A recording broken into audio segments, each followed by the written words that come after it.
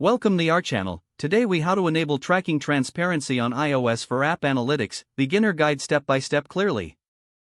To enable tracking transparency on iOS for app analytics, begin by unlocking your device. Locate the Settings app on your home screen. Tap on the Settings app to open it. Scroll down and find the Privacy section. Tap on Privacy to access its settings. At the top of the Privacy menu, you will see App Tracking Transparency. Select App Tracking Transparency to proceed. Here, you will find the option to allow apps to request to track your activity. Toggle the switch to enable this feature. Once enabled, apps that wish to track your activity will be required to ask for permission.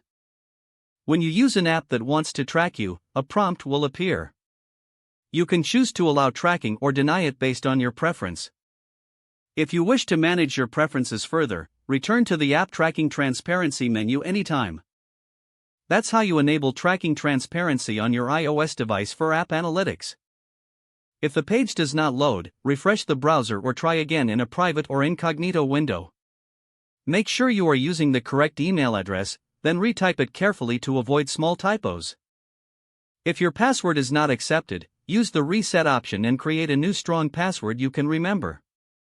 Check your spam folder for verification or security emails, then complete any requested confirmation steps.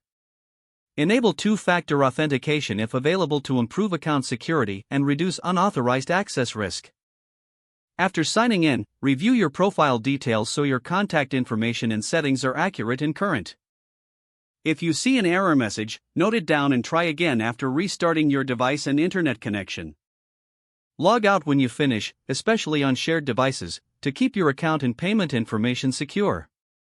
If the page does not load, refresh the browser or try again in a private or incognito window. Make sure you are using the correct email address, then retype it carefully to avoid small typos. If your password is not accepted, use the reset option and create a new strong password you can remember. Check your spam folder for verification or security emails, then complete any requested confirmation steps. Enable two-factor authentication if available to improve account security and reduce unauthorized access risk. After signing in, review your profile details so your contact information and settings are accurate and current.